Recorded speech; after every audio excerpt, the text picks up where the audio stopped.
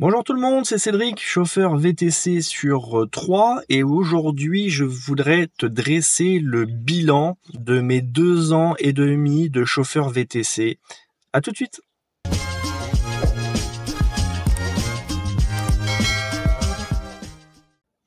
Tout d'abord, si tu aimes ce que je fais, n'hésite pas à me laisser un like, pense à t'abonner, et puis comme ça tu seras au courant de toutes les vidéos sur le milieu du VTC que je fais.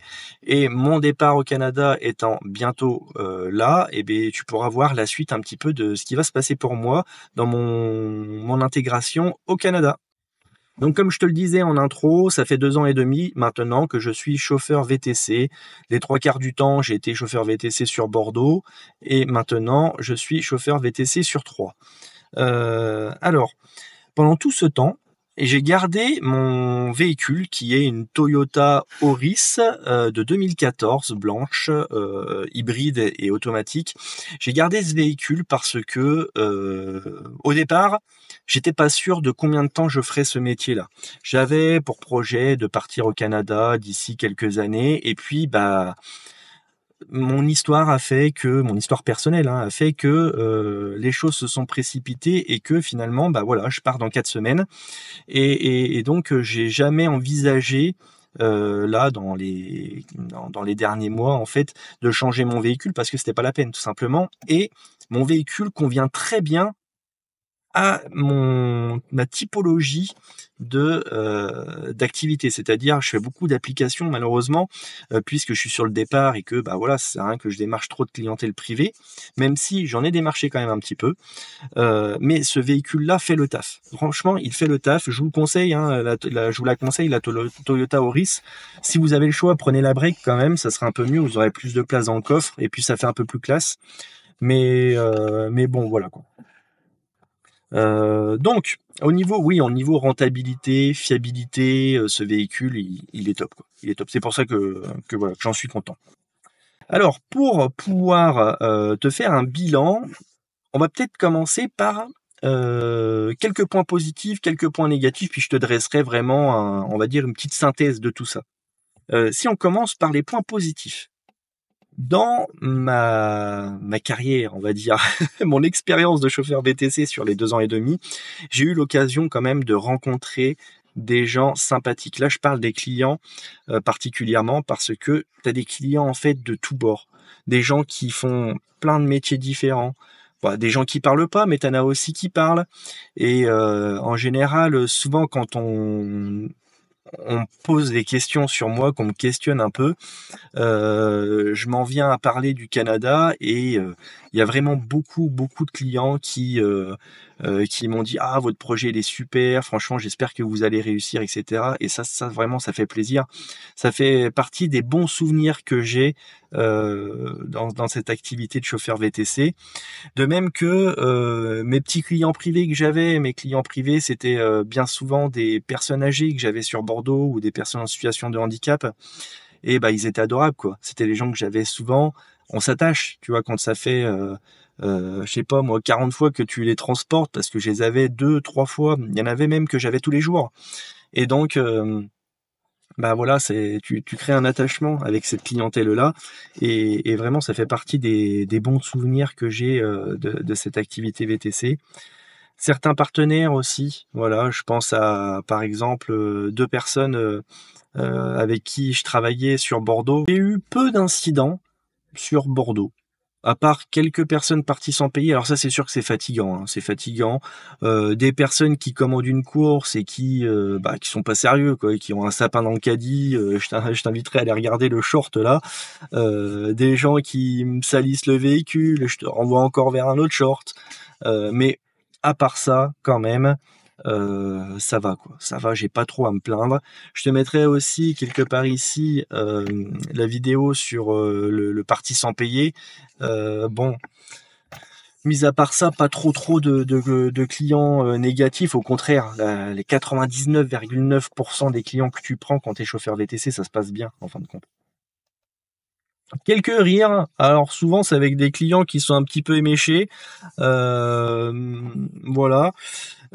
Sinon, ce que j'en retiens quand même, c'est que tu as une liberté incroyable quand tu es chauffeur VTC. C'est-à-dire que tu as une flexibilité quand même vraiment très très appréciable et ça fait partie des points positifs à devenir VTC, c'est que si demain tu peux pas travailler parce que tu as un truc qui t'empêche de pouvoir faire ton activité, bah facilement tu vas pouvoir dire bon bah c'est pas grave, je reporterai cette journée-là là ou je travaillerai ces 2 journées-là un peu plus pour pouvoir compenser les 3 heures que je vais perdre là. Et ça c'est quand même super bien quoi, c'est super agréable. Par contre, ça nécessite d'avoir quand même derrière une rigueur parce que vu que tu es assez facilement, tu peux facilement te rendre disponible, bah, tu vas avoir des gens de ton entourage, alors c'est pas mal, tu vois, mais qui vont faire appel à toi. Puis bah comme tu peux te rendre disponible, tu vas être tenté de dire bah oui, vas-y, y a pas de souci, je vais t'aider à faire ça ou je vais t'aider à faire ça. Là où bah si tu travailles, tu travailles. Tu dis bah non, désolé, demain je travaille, tu vois, je peux pas. Et bien là, tu vas être plus tenté de vouloir faire plaisir un petit peu aux autres et du coup à comment dire, à ne pas travailler et tu vas avoir des difficultés à faire tes heures de travail. Donc il te faut quand même une certaine rigueur. Je te conseille même, pour aller vraiment au bout du truc, de te faire un planning. Voilà. Donc la liberté, et puis bah, quand tu es chauffeur VTC, tu as quand même cette chance de pouvoir faire ce que tu aimes. Si tu es chauffeur VTC, j'imagine que tu aimes conduire. C'est que ça doit être pour ça que tu fais ce métier-là. Enfin, j'espère pour toi, parce que sinon c'est un calvaire de faire ce métier. Moi, j'ai choisi cette activité en grande partie aussi parce que j'aime conduire. Donc, j'aime conduire, j'aime entreprendre, et donc, bah voilà, ça me correspondait bien. Et c'est vrai que pendant ces 2 ans et demi, de pouvoir me lever le matin en me disant je vais conduire, voilà, c'est ça mon travail. Bah, c'est quand même beaucoup mieux que de se dire oh là, je vais me prendre la tête dans les dossiers, aujourd'hui je reçois machin, oh là là, ça va être la galère et tout. Bah là t'as pas ça, tu vois. Et c'est quand même, on s'en rend pas compte, on s'en rend plus compte quand on est vraiment dedans, on va dire quand tu es dans ton train-train quotidien de chauffeur, mais quand tu te poses et que tu y réfléchis quand même, c'est vraiment sacrément un point positif, quoi. Mais il y a aussi des points négatifs. Voilà, on va pas se le cacher. Euh, Tu travailles beaucoup. Quand tu veux faire ton chiffre, bah voilà, faut que tu enchaînes les heures. Donc, même si tu peux facilement, comment dire, t'arranger, travailler quand tu veux, etc., faut quand même que tu enchaînes pas mal d'heures si tu veux réussir à faire ton chiffre. Et même parfois, si malheureusement ton activité c'est beaucoup d'applications, Uber, Bolt, Hitch, bah même ça va être quand même très très galère pour avoir le chiffre que tu espères. Et donc tu vas enchaîner beaucoup d'heures, hein. Il y en a même qui disent que c'est de l'esclavage. Moi, j'irai pas jusque-là parce que je considère que à partir du moment où c'est toi qui appuies sur le bouton pour te connecter, c'est toi qui appuies pour te déconnecter, tu es libre et tu as le choix de faire ce que tu fais. Si jamais vraiment ça ne t'intéresse pas, ce métier de chauffeur, et parce que pour X, Y raison, libre à toi d'aller trouver un travail ailleurs, tu vois. Donc c'est pour ça que pour moi, je considère pas ça comme de l'esclavage, mais je peux comprendre, on va dire, en partie ceux qui disent ça, vraiment sur le point de vue rémunération, où tu vas faire beaucoup d'heures et c'est pas beaucoup payé. Et c'est mon deuxième point. Le métier de chauffeur VTC, en tout cas en application, c'est pas beaucoup payé. Tu vois. Là où tu vas pouvoir te rattraper, c'est sur les clients privés que tu vas avoir. Tu vois, j'ai fait une grosse course la dernière fois. Je suis parti de la région troyenne pour aller jusqu'à Paris. Voilà, c'était une course presque 500 euros. Donc ça, c'est cool. Ça te fait ta journée, tu vois. Mais voilà, sinon, en règle générale, c'est quand même une activité qui est pas très rémunératrice, malheureusement. Tu vas avoir beaucoup d'attentes. Alors, si t'aimes pas attendre, ça va te prendre la tête. Et donc, bah voilà, sache que le métier de chauffeur VTC, c'est beaucoup d'attentes, quoi. Oui. Ça c'est un petit peu relou. Ça va jouer aussi sur la fatigue. Tu vas parfois sur des horaires décalés. Le fait d'attendre, mine de rien, ça fatigue aussi, parce que bah, tu es là, tu attends le client, voilà, c'est beaucoup de fatigue. Et puis c'est les horaires décalés, c'est te lever tôt, te coucher tôt. Voilà, bon, à toi de jongler un petit peu comme tu peux pour réussir à avoir un rythme correct. C'est aussi manger sur le pouce. Ça, j'en ai pas beaucoup parlé dans toutes les vidéos que j'ai faites, mais c'est vrai que si tu veux garder ton argent pour toi, tu vas avoir tendance à rogner un petit peu tes charges par-ci, par-là. Et bah, le poste le plus facile à rogner, en fait, ça va être le poste du repas du midi. Moi, souvent, très très souvent, le midi, je mange pour 3 euros, tu vois.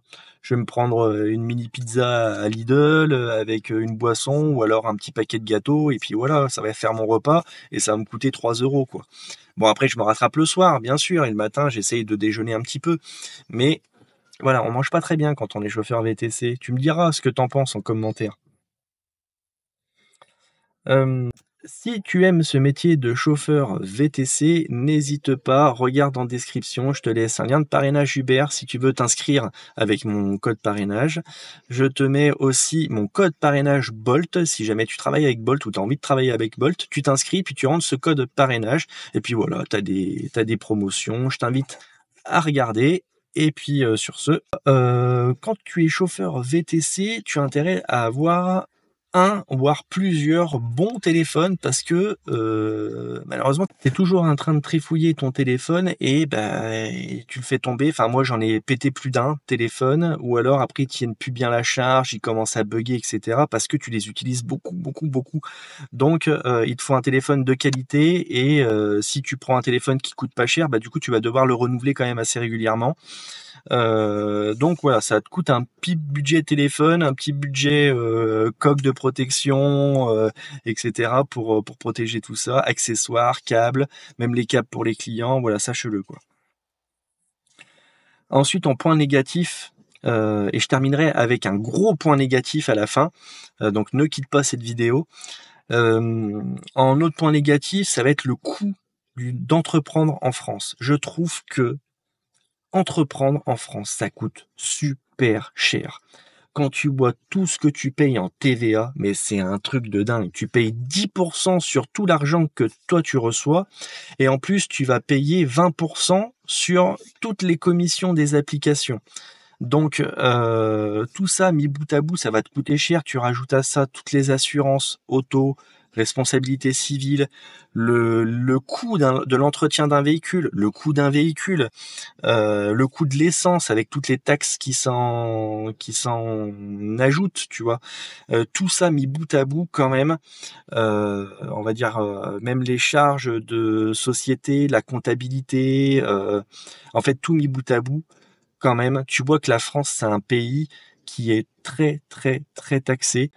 Et c'est pas étonnant qu'il y a tant d'entreprises qui se cassent la figure parce que voilà, on est assommé de charges, c'est un truc de malade. D'ailleurs, je t'invite à aller voir une vidéo que j'ai faite récemment sur le coût d'un salaire en France. C'est vraiment hallucinant. Donc je t'invite à aller voir. Voilà, et je terminerai par pour moi vraiment le plus gros point négatif que j'ai ressenti tout au long de mon activité de mon activité de VTC et bizarrement, je pensais que je ressentirais moins ça à 3 et en fait c'est le contraire, je le ressens encore plus ici à 3. C'est l'impression d'être un bandit. En fait, à chaque fois que tu déposes un client à la gare, ou que tu vas chercher un client à la gare, ou que tu prends un client sur le trottoir. Quand je dis prendre un client sur le trottoir, c'est un client qui a réservé, bien sûr, hein, avec l'application, mais j'ai l'impression de prendre mon client à la sauvette, quoi. Et ça, franchement, c'est hyper agaçant. Et je comprends pas, avec le nombre de chauffeurs VTC, l'impact des applications Uber, Bolt, Hitch en France et même l'utilité qu'a ces applications, parce qu'il y a beaucoup de gens en France qui n'ont pas le permis, qui sont bien contents de trouver ces applications pour pouvoir se déplacer un peu partout. Je ne comprends pas pourquoi la législation ne bouge pas à ce sujet, qu'on puisse stationner tranquillement comme les taxis, alors peut-être pas aux mêmes endroits que les taxis, mais à d'autres endroits, tu vois, pour que des clients puissent choisir entre prendre un taxi et prendre un chauffeur VTC ou une application, choisir une application. Et ça, vraiment, pour moi, je l'ai ressenti vraiment tout au long. Chaque fois que tu croises la police, tu te dis, mais est-ce qu'ils vont me contrôler? Est-ce qu'ils vont m'arrêter pour me demander des comptes?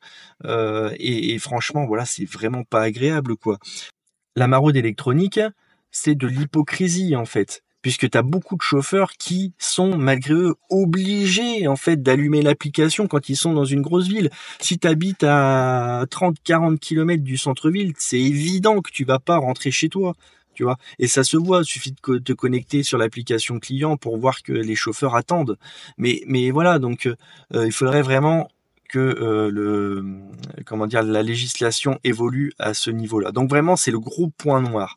Donc quand même, si je devais dresser un bilan de mes 2 ans et demi, donc une synthèse de mes 2 ans et demi passés sur les applications, passés en tant que chauffeur VTC débutant, ça a été quand même l'opportunité de vous faire toutes ces vidéos qui étaient vraiment quelque chose d'agréable, avec plein de gens vraiment adorables dans les commentaires qui me remercient, qui me disent ah bah c'est bien, tes vidéos m'ont servi, ou alors qui partagent leur expérience avec d'autres, etc. Ou même quand on n'est pas d'accord, hein, il m'est arrivé aussi d'avoir des chauffeurs qui me disaient qu'ils étaient pas d'accord avec ma façon de faire ou sur certains points. Bah voilà, tant que ça reste dans la courtoisie, tu vois, bah, chacun est libre d'avoir son point de vue. Après, bon, souvent, si je tombe dessus et que je suis pas d'accord, je vais répondre, et puis bah la personne peut-être va me répondre aussi. Mais voilà, dans la courtoisie, et vraiment, encore une fois, 99,99% des commentaires sont constructifs ou alors positifs, et c'est vraiment, ça fait vraiment plaisir.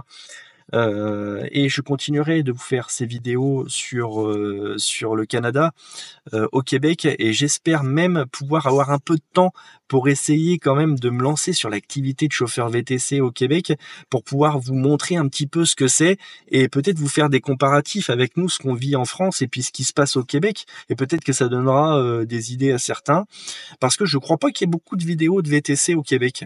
Donc je me dis pourquoi pas essayer de vous faire ça quand je serai là-bas.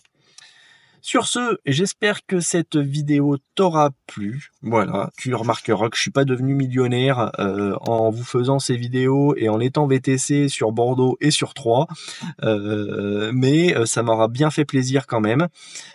Sur ce, je te souhaite bon courage. N'hésite pas, si toi aussi tu veux devenir chauffeur VTC, regarde mes liens de parrainage. N'hésite pas à t'abonner, à me laisser un like, et puis on se dit à la prochaine pour une nouvelle vidéo. Allez, ciao!